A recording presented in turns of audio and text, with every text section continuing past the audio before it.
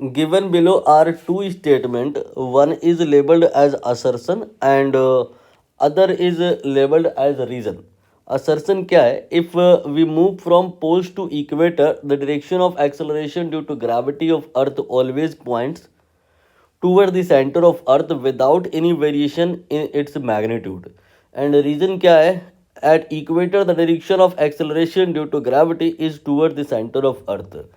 Story क्या है, summary क्या है कि यहाँ पर अर्थ में जो ग्रेविटी का वेरिएशन है वो कंसीडर करना है, और वेरिएशन जो हो रहा है यहाँ because of rotation of earth हो रहा है। उसी के रिगार्डिंग दो ठो स्टेटमेंट दिए हुए, सही और गलत ये सब हमको बताना है। डायग्राम के थ्रू बात कर लेते हैं, बेहतर होगा। ये आपका एक गोला है जो कि अर्थ को रिप्रेजेंट कर रहा है।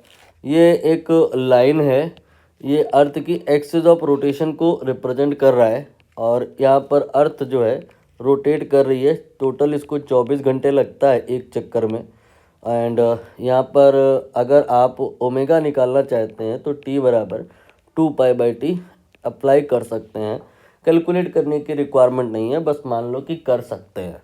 अभी एक और लाइन हम बना रहे हैं। ये लाइन नहीं है, ये एक प्लेन है। ये अगर आप 3D में देखोगे तो समझ में आएगा। ये जो मैंने अभी एक सर्कल बनाया है, ये आपके इस गोले को दो पार्ट में डिवाइड कर रहा है, एक अपर हाफ और एक लोअर हाफ। तो अपर हाफ ये नदर्न हेमिस्फेयर है और जो लोअर हाफ है ये सदर्न हेमिस्फेयर है। 3D में कहानी हो गई है इसलिए समझ में कम आता है, इसलिए ये जो आपका सर्कल है इसे डिलीट किया गया है। हम लोग लाइन से ही काम चलाएंगे। यहाँ पर पोल आपको समझ में आया क्या है, और ये जो लाइन है हॉरिजॉन्टल वाली यू कैन से, ये इक्वेटर है। यहाँ पर हमें variation in acceleration due to gravity समझना है because of rotation of the earth. तो ग्रेविटी का वेरिएशन होगा ही क्यों?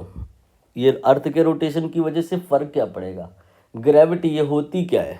ग्रेविटी किसी भी पॉइंट पे क्या होती है कि अगर हम वहाँ पर कोई छोटा सा m एज्यूम करें तो उस पर एक फोर्स लगता है। अर्थ के सेंटर से वो माना जा सकता है कि लग रहा है, और ये आपका फोर्स जो आता है इसका फॉर्मूला होता है G(m) छोटा m डिवाइड बाई r²। और इसी फोर्स में अगर हम मास से डिवाइड कर दें, छोटा वाला m कट जाएगा और एक्सेलरेशन आ जाएगा Gm डिवाइडेड बाई r²। यही होता है ग्रेविटी की वजह से एक्सेलरेशन। तो ग्रेविटी की वजह से एक्सेलरेशन निकालने की जो प्रोसीजर है वो क्लियर हुई। बॉडी पे हम पहले फोर्स निकालते हैं और फिर मास को डिवाइड कर देते हैं। तो अर्थ के रोटेशन की वजह से क्या बॉडी पे लगने वाले फोर्स पे कोई फ़र्क पड़ जाएगा क्या? आप ध्यानपूर्वक देखो तो समझ में आएगा कि हाँ पड़ेगा, क्योंकि जब ये अर्थ रोटेट करेगी तो ये जो स्मॉल m बॉडी के साथ अर्थ के साथ है ये भी तो रोटेट करेगा। तो जब ये रोटेट करेगा, और ये क्या कोई भी रोटेट करे, जब सर्कल में रोटेट करता है तो रेडियली आउटवर्ड उस पर सेंट्रीफ्यूगल फोर्स होता है। यहाँ पर ये जो सेंट्रीफ्यूगल फोर्स है इसको अगर हम FC लिखें तो उसकी वजह से नेट फोर्स में अंतर आएगा। यहाँ पर नेट फोर्स आप अगर बनाना चाहो तो ऐसे बना सकते हो। तो अभी यहाँ पर जो नेट फोर्स है ये बदल गया, डायरेक्शन इसकी बदल गई, मैग्नीट्यूड इसका बदल गया, और पॉइंट टू पॉइंट यहाँ पर हर जगह कहानी अलग अलग होगी। हर जगह मैग्नीट्यूड भी अलग होगा, हर जगह डायरेक्शन भी अलग होगा। तो ये कहना कि ग्रेविटी हर जगह सेम होती है, ये तो गलत है। इन्होंने क्या कहा है, if we move from poles to equator, direction of acceleration due to gravity of earth always point toward the centre of earth without any variation in magnitude.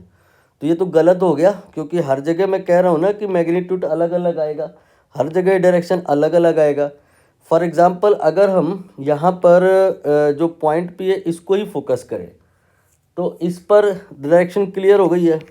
लेकिन अगर हम इस पॉइंट पी को थोड़ा दाएं बाएं बना लें, जैसे कि हम यहाँ पे कहीं पे बना लें, तो यहाँ पर एक फोर्स इधर लगेगा और दूसरा फोर्स इधर लगेगा।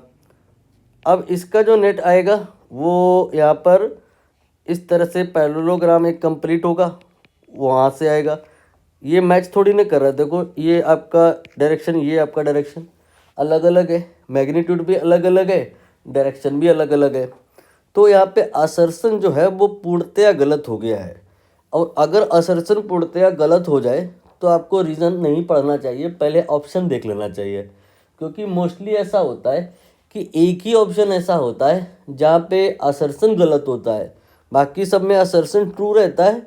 रीज़न के बारे में कंडीशन बहुत सारी गिवन होती है। तो असर्शन जब गलत हो गया है तो आपको समझ में आ गया होगा कि आंसर यहाँ पे डी होगा। और एग्ज़ाम में तो फिर इसके आगे कुछ करना नहीं होता है, लेकिन एग्ज़ाम में बैठ के तो आप ये सोल्यूशन देख नहीं रहे होंगे, फुर्सत में हैं आप अगर, तो फिर यहाँ जो लिखा है रीज़न इज़ ट्रू, इस पर भी डिस्कशन कर ही लेते हैं। हो सकता है रीज़न ट्रू ना हो सकता है क्वेश्चन ही गलत हो। तो देखते हैं रीज़न वाकई में ट्रू है कि नहीं। रीज़न में कहा क्या है, बोला है at equator the direction of acceleration due to gravity is towards the earth. तो पॉइंट पी पर आप नोटिस किए कि ग्रेविटी का डायरेक्शन इधर आया, लेकिन यहाँ पर अगर हम बात करें तो ये एक स्पेशल केस है। Point P through out sphere में आप कंसीडर करो, और अगर इक्वेटर पे कंसीडर करो तो स्पेशल ये हो जाता है कि जो सेंट्रीफ्यूगल फोर्स आता है वो सेंट्रीफ्यूगल फोर्स और जो ग्रेविटी का अट्रैक्शन होता है, अर्थ के सेंटर से जो अट्रैक्शन आता है वो दोनों एक ही लाइन पे आ जाते हैं। तो जो इसका नेट आएगा वो सेंटर के ही अलोंग आएगा। जबकि आप इधर पे देखो, ये जो सेंट्रीफ्यूगल था ये इधर था। दरअसल इसके आप कंपोनेंट इमेजिन कर सकते हो, एक कंपोनेंट ऐसे आएगा और एक कंपोनेंट ऐसे आएगा। तो अगर इंटरेस्टेड है आप अर्थ के सेंटर की तरफ नेट फोर्स में, तो आपको एक तो ये लेना पड़ेगा और दूसरा एफ सी का ये वाला कंपोनेंट लेना पड़ेगा। इतना डिटेल में हम नहीं जाना चाहते हैं, वरना फिर वो पूरा डेरिवेशन हो जाएगा जिसमें जी का वेरिएशन लैम्डा के साथ में होता है। लैम्डा यहाँ पे लैटिट्यूड है, वो इम्पॉर्टेंट है, बट इस क्वेश्चन में और ज़्यादा डिटेल में जाने की ज़रूरत नहीं, क्योंकि आंसर बहुत पहले आ चुका है।